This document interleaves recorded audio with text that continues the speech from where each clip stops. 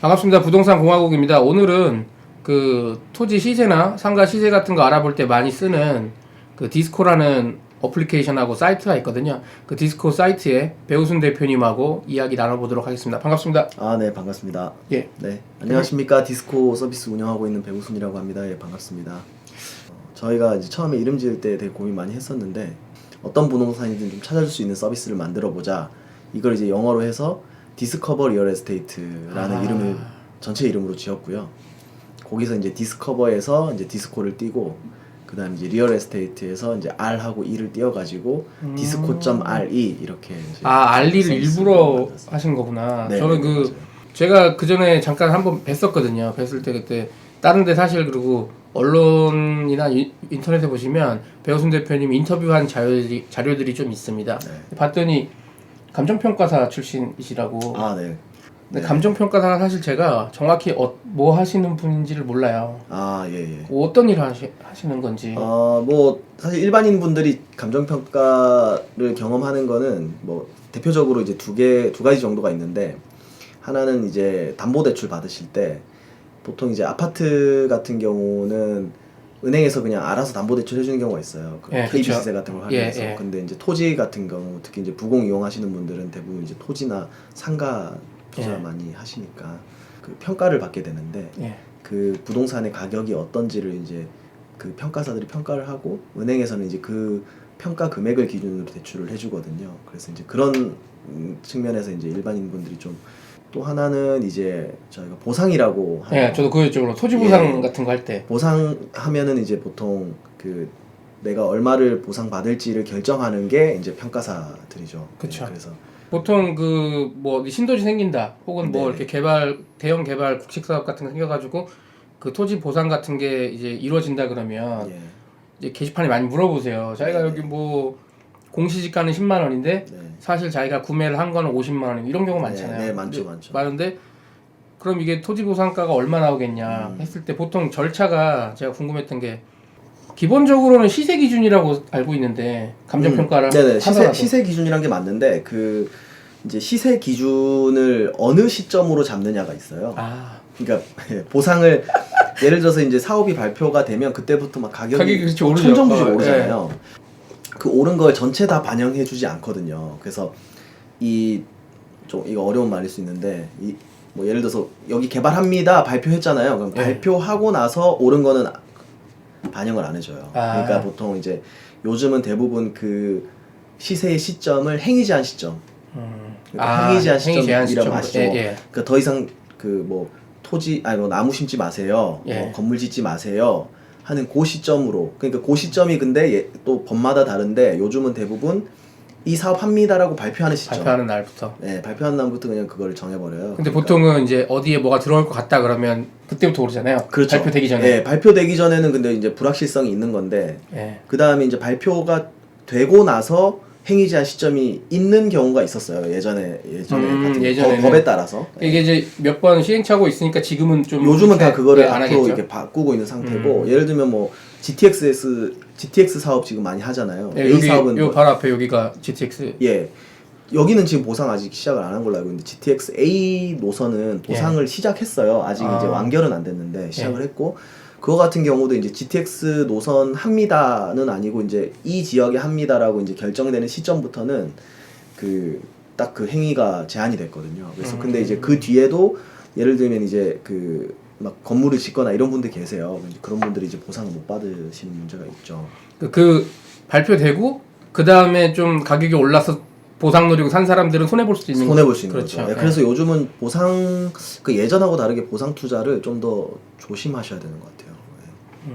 그렇죠. 그렇다고 또 아직 발표 안 나왔는데 소문만 듣고 샀다가 안 될 수도 있는 거고. 안 될 수도 있죠. 시간 동안. 근데 제가 상가나 이렇게 경매 같은 거, 토지나 상가 같은 거 보면 거기에 이제 감정 금액이 나오잖아요. 그 감정 평가사분들이 하시는 거죠. 그렇죠. 그렇게 해서 나왔는데, 만약에 딱 갔는데 이제 감정 평가 금액이 감정가가 4억이야. 근데 제가 가서 봤더니 이제 가끔 이제 상가 같은 거 가서 보거든요. 요 앞에도. 그때 요 앞에 게 4억 8천 감정가 써 있어서 가서 봤는데, 저는 당연히 감정평가사도 아니고 공인중개사도 아닌데 제가 봤을 때 그 상가의 가격은 2억 8천이었어요. 아, 왜 2억 8천이라고 그럼 저는 생각을 하느냐? 네. 이 동네에 그거보다 더 좋은 상가가 2억 8천에 매매가 되고 있어요. 근데 안 나가고 있어. 네네. 그 사실 시세는 그건 2억 8천 정도라고 봐야 되는 거죠. 네네네. 근데 이런 경우가 많잖아요. 이런 경우가 상가는 꽤 있어요. 예, 상가는 꽤 있습니다. 토지도 좀 있지 않나요? 토지는 별로 없나요? 토지는 좀 덜 할 것 같아요. 오히려 상가가 좀 더 할 것 같은데. 상가가? 예. 토지 같은 경우는 이제 그런 경우가 있어요. 토지 같은 경우도 있을 수 있는데 토지 같은 경우는 좀 덜하다고 하는 거는 어쨌든 토지는 그냥 그 위치라든지 그거에 따라서 위치가 보이니까. 예. 근데 상가 같은 경우는 위치가 보이더라도 그 위치 내에서도 임차인에 따라서 또 다르고. 감정평가할 때 그 임차인에 따라서도 그건 고려를 안 하거든요, 원래. 고려를 원래 그걸 안 고려 안 하는데. 해요, 상가는. 예, 고려를 안 네네. 하는데 시세는 그게 반영이 되니까. 시세는 반영이 되잖아요. 그렇죠. 시세는 예를 반영이 들면 되죠. 더 좋은, 여기는 똑같은 코너 자리라도 여기는 뭐 좋은 임차인이 들어올 수 있다. 예를 들면 스타벅스가 들어올 수 있는 자리다. 여기는 똑같은 코너인데 스타벅스는 못 들어오는 자리에 따라서 분명히 이제 이 우리가 실제 거래될 때는 시장에서 그건 다르거든요. 가격이 상가 같은 경우 특히. 그렇죠. 그리고 이게 전면이 무조건 비싸지도 않잖아요. 그러니까 그렇죠. 상가는 네. 그런 룰이 정확히 없는데 평가사들이 이제 평가할 때 그런 일반적인 룰을 통해서 평가하게 돼 있어요. 그건 저는 어쩔 수는 없다고 생각해요. 어쩔 수 없는 문제이긴 한데 그러다 보니까 약간 그거 상가가 오히려 더 약간 그런 격차가 날 확률이 높고 토지도 그런 경우가 있죠. 뭐가 있냐면 토지도 보면 예를 들어서 이제 개발 가능한지 여부에 따라서 토지는 사실 가격이 엄청 차이 나잖아요. 예를 그렇죠. 들면 예. 이게 그 보통 이제 그런 게 반영되는 게 특히 임야 같은 경우 보면은 도로 놔야 되고 그다음에 배수로 놔야 되는데 예. 그리고 이제 그러면 거의 이제 토지 개발할 수 있다 이렇게 판단을 하는데 요 여부가 불확실할 때 평가사들은 되게 보수적으로 그냥 평가해 버리고 그렇죠. 예. 될지 안 될지 모르면 안 된다고 하는 보고 쪽으로 봐야 평가해버리거든요. 되는 거고. 예. 근데 실제로는 사실 이게 그 지역의 그런 그 거래를 많이 하시는 분들은 이거는 뭐 요 앞땅도 사용 승인 받아가지고 다 했는데 그렇죠, 뭐. 요 뒷땅도 가격이 뭐 한 7, 80은 가야 되는데 평가사 뭐 10만 원 해버리고 이런 경우 있을 수 있죠. 그렇죠. 예. 전국을 다 보시는 거고. 그렇죠. 그 동네 사람은 아무래도 조금 동네 차이가 있죠. 현지 그거를 좀 더 많이 아시니까. 이거는 제가 그냥 개인적으로 궁금해서 한번 네, 네. 오시면 여쭤보려고 했던 건데 얼마 전에 그 대한항공 부지가 나왔어요. 네. 이거 얘네들이 이제 팔아먹는다고. 여기가 이제 잘 아시는 분들은 아실 수 있는데 여기가 이제 송현동이라고 여기 경복궁 바로 옆입니다. 네, 네. 여기 위성 사진으로 이렇게 보시면 여기 이만큼 다 노는 땅이에요. 보시면 대충 제가 그거 보면 완전 노는 땅이죠. 이게 삼성에서 샀다가 개발이 안 돼가지고 네네. 이제 대한항공에서 다시 샀는데 좀 약간 재미로 네네.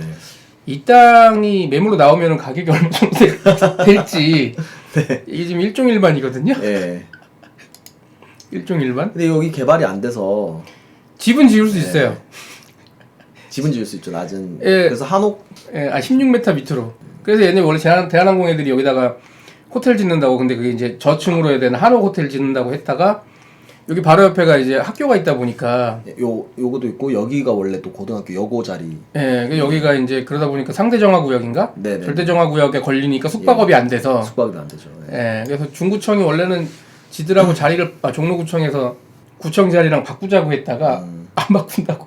혹시 이런 게 매물로 나오면 한 6천에서 1억 갭이 클 수도 있는데 한 6천에서 1억 할 것 같아요. 그냥 평당? 네, 평당. 평당 6천에서 예, 1억. 예.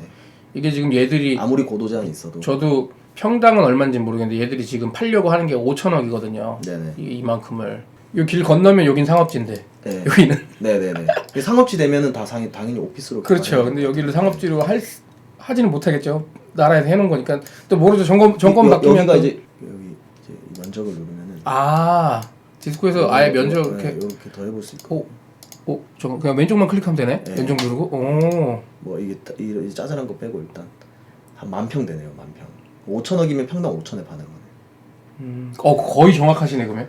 정확한 건 아니에요. 6천 정도 저는 6천 정도 생각했는데. 6천에서 1억. 예. 얘네가 지금 대한항공에서 팔려고 하는 게 5천억이니까 그 정도면 거의 정확한 거 아닙니까? 근데 왜 그렇게 생각했냐면 좀 비슷한 게 이게 층고 제한이 있고 일종이잖아요. 예. 이태원 가면은 또 비슷해요.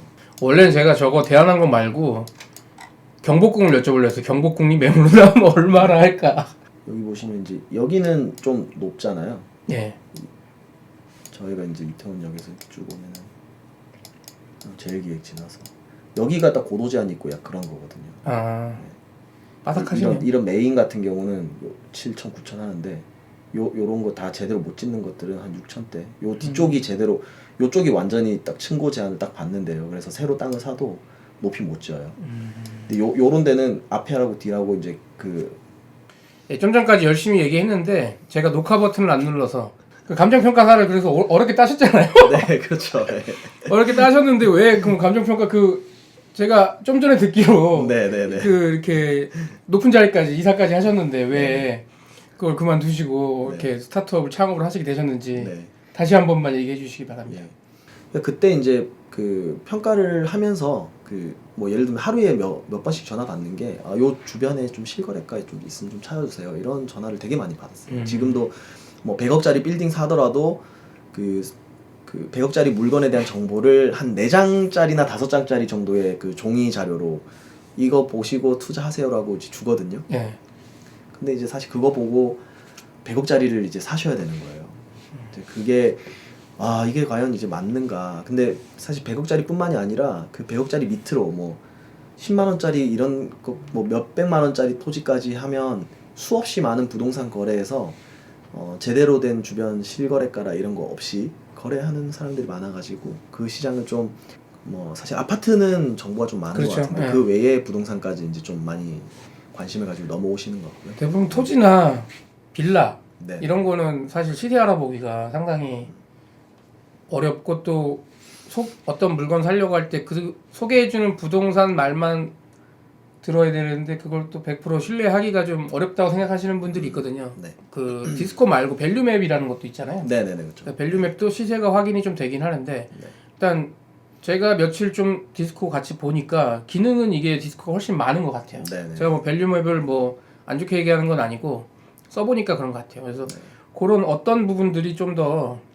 물론 당연히 시세는 기본적으로 보고 네네. 더 있는지 좀 한번 아까 그리고 제가 봤던 거 중에 상당히 충격적이었던 게 클릭만 하면 면적이 나오는 다른 사이트에서 되긴 되는데 저희는 그 실거래가 정보 그리고 이제 저희가 제공하는 경매 정보 그 다음에 뭐 이제 등기 정보 이런 것들 그를 실시간으로 업데이트를 해요. 그러니까 매일매일 업데이트를 매일. 하거든요. 네, 그래서 그 중개사분들이 오늘 실거래가 신고하시면 내일 되면 디스코에 나오거든요.